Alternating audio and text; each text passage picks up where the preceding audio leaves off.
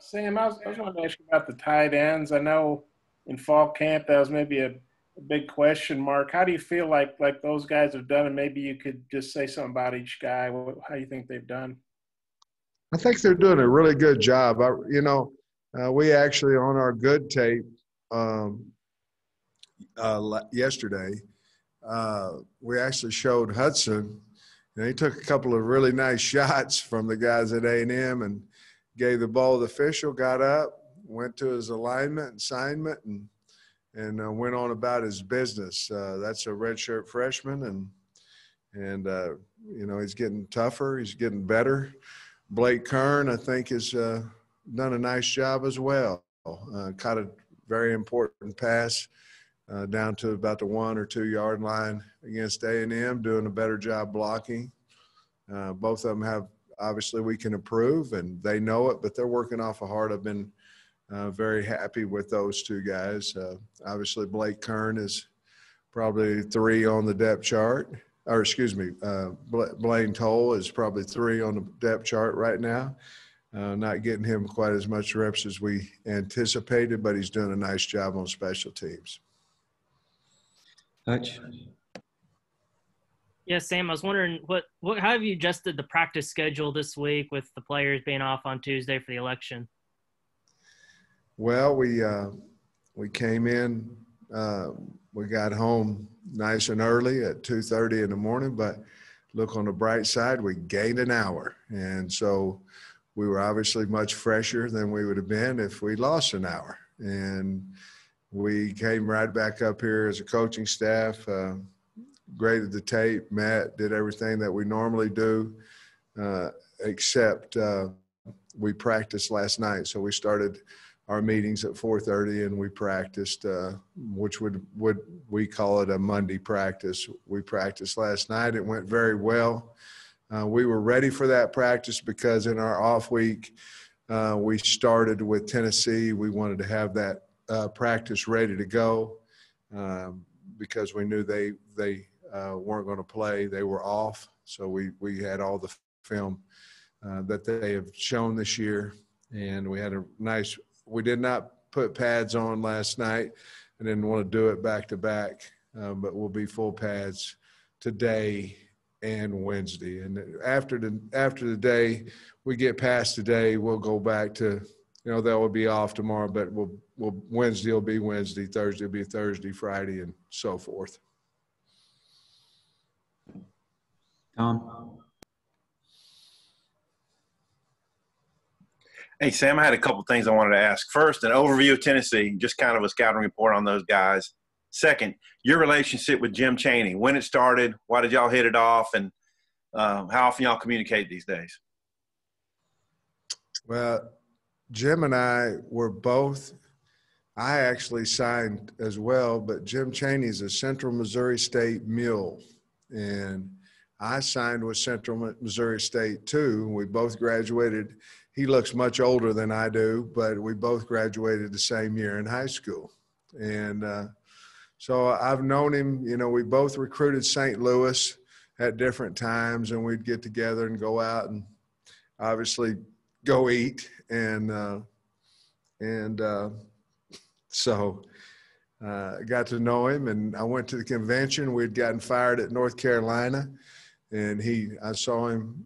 I was going into the restroom. He's coming out, and he said, "Hey, I want to talk to you."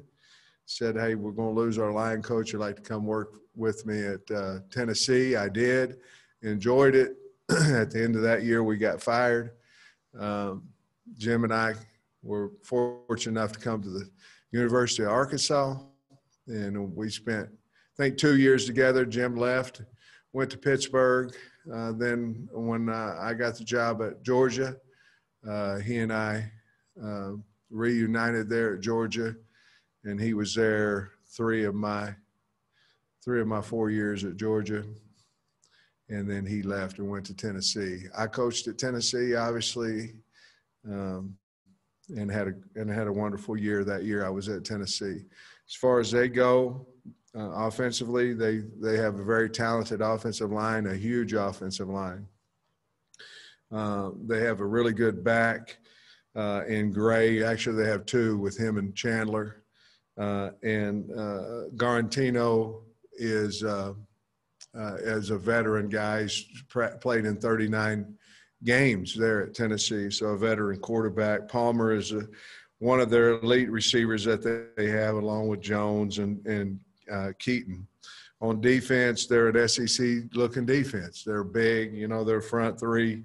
They're in a 3 or 4 man line, but their front three with Butler, Solomon, and Bumpus. Bumpus are very talented kids that can run. I think the key to their defense is Henry To'o, and he's leading their team in tackles, but he's as good a linebacker is in the SEC and probably the nation. In the back end, they're very physical. They can cover. This is a really good football team that looks like an SEC football team, and Coach Pruitt and those guys have done an outstanding job getting them to this point. Early in the year, they were on an 8-game winning streak, counting 6 from last year. And they ran into Georgia and Alabama and Kentucky and really Georgia and Alabama. Those are elite teams. And certainly Kentucky's one of the elite teams of the SEC as well. Nate? Yeah, Sam, as far as the depth in the secondary, since you've had a couple of opt-outs and you had the game with Catalan having to sit, just how do you feel it's come through for you so far? Well, I think they've done a really good job. Obviously losing Catalan the other night, it showed.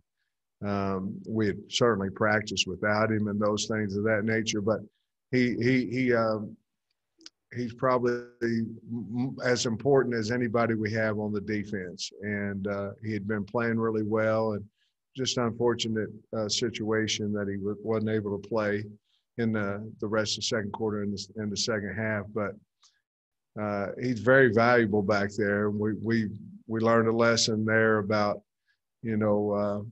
have another guy in his position ready to go. Slusher was a guy that we felt like could do that. Blair was a guy, but of course Slush was ankle. He had an ankle injury that we didn't know for sure if he was going to be able to play or not going into the game. So we're pretty healthy right now, and so I think we're going to be okay there.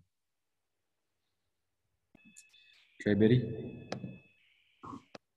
Yeah, Coach, I was wondering if anything jumped out to you on film, rewatching the game that maybe you thought was different when you were watching it live. Trey, we didn't tackle well. Third down, we had some MAs, some missed assignments on some coverages. We got baited a couple of times in the deep third at corner that, we saw on tape. I did think that our D-line played better than what I was thinking during the game. I thought that and I thought Julius Coates had his best game, and of course John Marshall's a guy that we certainly can count on. But as the game wore on, I think our tackling was worse. We missed too many tackles on offense. Obviously we left too many points out there. We're not a team.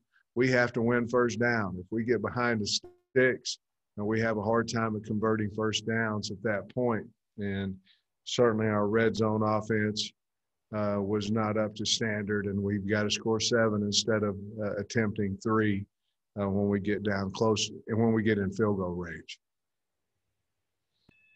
Nikki? Coach, a lot of people are commenting about how Hudson Henry looks like he's coming into his own and starting to really take over the role. What have you thought of his performances?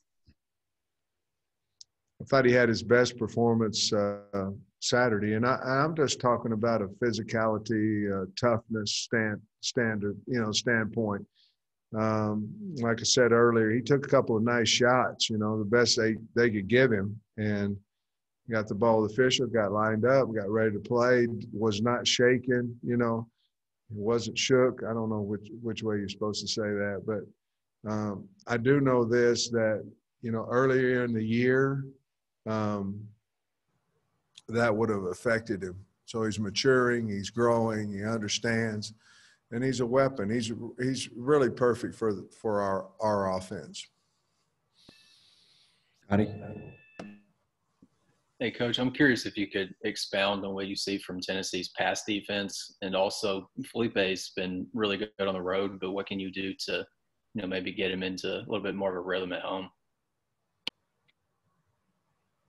Well, the first game out of I think we played Georgia at home, which, they certainly have as good a defense as there is in the country. And then the second game against Ole Miss, I think he probably played pretty well.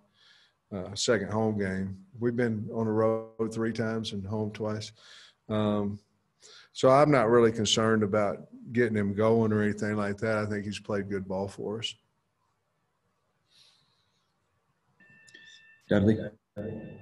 Coach, obviously not being able to go see recruits is a big thing. It's been a challenge. But what have been some of the other challenges during this time, during the season that, have made recruiting a little tougher or a little different? We have several guys that are committed to us. We haven't had many, in the last couple of months. We talked about it in our staff meeting, and right now everything's kind of on hold. I think a lot of the kids are waiting to see, if there's going to be official type visits in January. We have not, from what I understand, we haven't got that ruling yet, and so I still think there's going to be a whole bunch of them sign early, but there's that last group of guys that are going, I don't want to sign someplace I've never been to. And I don't blame them. But we're in a little bit of a holding pattern, it seems like to me, where we're trying to attack is the 22 class. We've got a pretty good number in the 19 or in the 21 class, but we're trying to go after the 22 class, particularly in the state of Arkansas. Is there a way to kind of get to the kids the atmosphere? Obviously kids come to the games, but how are you trying to get that across? Well, we're sending out all kinds of stuff all the time,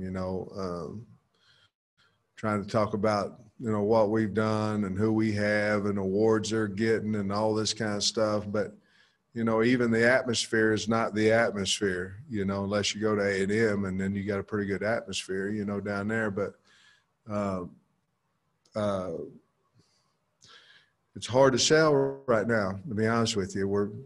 And they can't come and all those things, hopefully they watch it on TV and get a feeling about who we are. Right now we're trying to sell ourselves and is our program better than what it has been and all those things. And that's up to the individual on what you think about that. But we're trying to head in the right direction and play good football to give them a reason to come to Arkansas. Thanks, Coach. Jordan? Hey, Coach, a couple weeks ago you mentioned getting off to that fast start meant doing things a little differently in pregame warmups or even during the week. What are some of those things that y'all have done differently that helped make that fast start a success on Saturday? Well, everything, the first things we do at practice, regardless of whatever it may be, we have really, really emphasized, all right, so we're starting. We're going to start on Saturday. It was one of our team goals to start fast. That did not necessarily just mean to the offense. Our defense got them off the field, and we went down and scored immediately. So, it's like if you're boxing, and I don't know much about boxing. Been in a few fights in my day, but I know you probably want to throw the first punch, or you ain't got to show a guy how tough you are and take a few shots. You probably ought to throw the first punch, and we talked about that. And I don't know if we did or not, but I do know that was our mentality going into the game. And we have fastball starts every day. We, not every day, but on Tuesdays and Wednesdays, we emphasize our individual because it's the beginning. We emphasize our ball security because it's the beginning of practice. We emphasize stretch because it's the beginning of practice. But what we've done in pregame is we've gone faster. We haven't changed it, but it's a more physical pregame than what we've done. And so we're going to try the same thing, Jordan, and see if it works this week. Troy. Yeah, hey coach. It seemed like Rakeem had one of his better games against Texas A&M. I know he's been banged up this year, but I'm curious how you think he's doing so far, kind of coming after injury, and if he's back to full potential. Troy, did you say Rakeem? Yeah, I did. Sorry. Yeah, I think he did. I mean, there's a lot of holes there too. Our offensive line did a nice job, and Traylon Smith came in and he ran hard. I think Rakeem's just going to get better and better each week. I do. He's healthy now. He knows that he can make some guys, more people miss, in open space, and I think he's going to concentrate on some of that and get better. I loved his attitude and how hard he ran, and I think he'll even get better now that I believe that he's healthy. Tom. You obviously know the concepts or the philosophy of a Jim Chaney offense. What you see from Tennessee this season, does that kind of fall in line with what you know, or are they doing some different stuff too?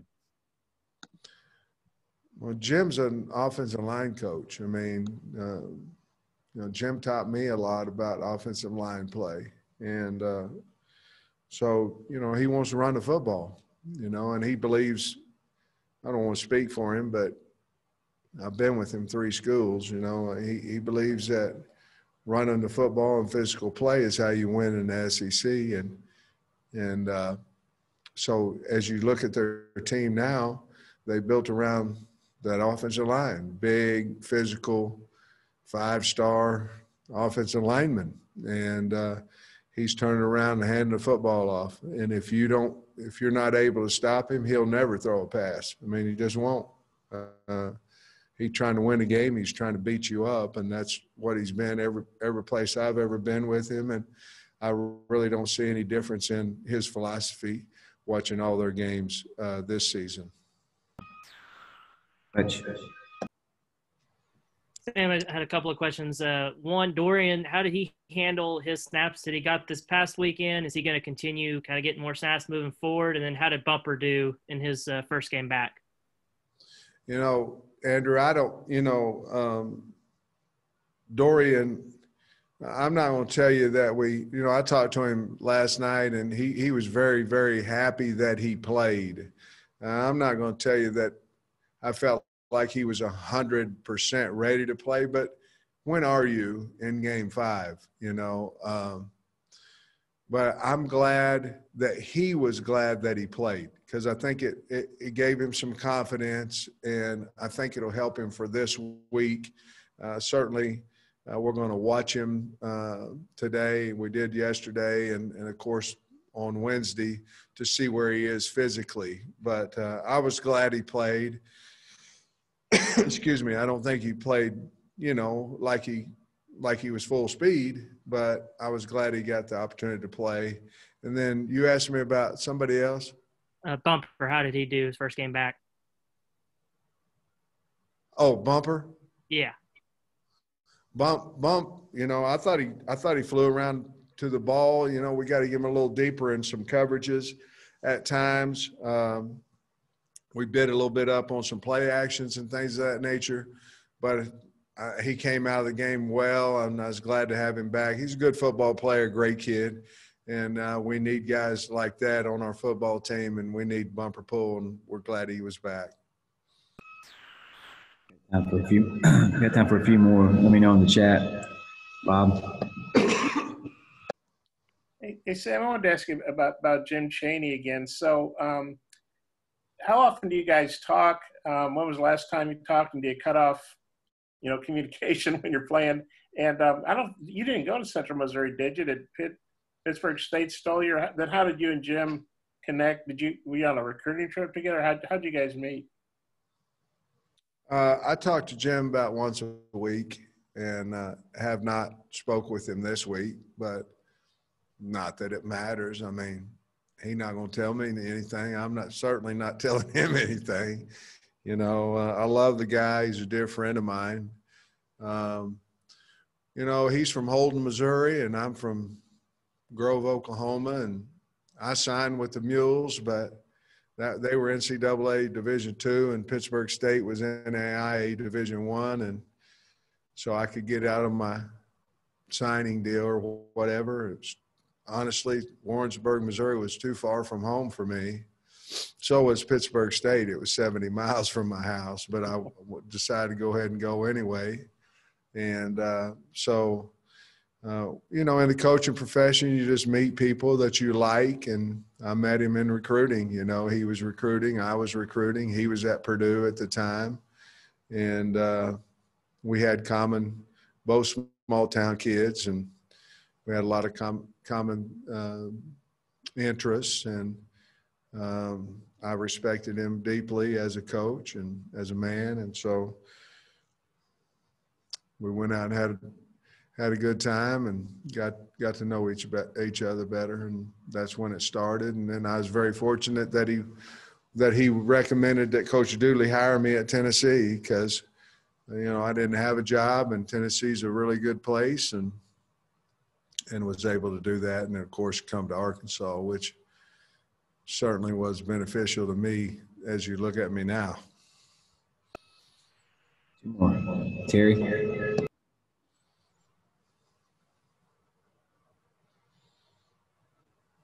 You're muted, Terry.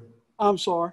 The other night, Felipe seemed to be holding the ball just a little bit long. Is it a matter of him just waiting on receivers, or just trying to make a play, trying extra, or what's kind of going on there, I guess? Well, I think he's holding the ball a little bit too long. And, you know, he's waiting on his receivers. You know, I don't mind him. You know, there's situations where you certainly don't want to take a sack. But I'm more concerned about him taking hits, you know. And anytime a quarterback's holding the ball, that means one good thing, the protection's pretty good. And another bad thing, we're not getting open.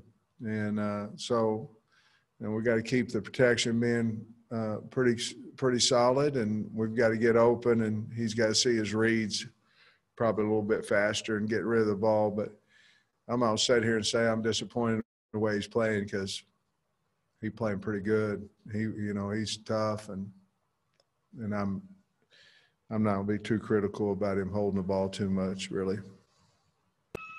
Russell.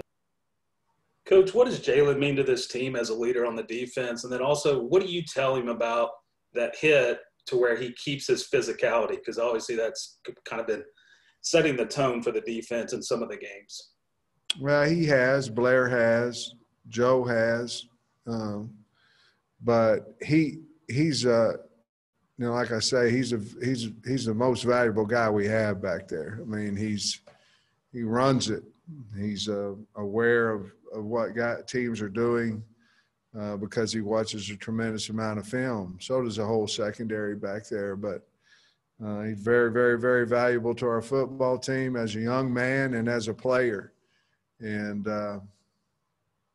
so obviously you want to keep those guys on the field as much as you can. But, you know, he's got to – he tried to knock a guy out a little bit too much for me. You know, he's going to have to slow down and wrap up a little bit every now and then. He'll miss some tackles that certainly you want him to make, but you don't want to take that physicality away from him, because he'll also kind of knock you out, you know. So we'd like to keep the knockout part and maybe wrap up a little bit more. Last one, Tom.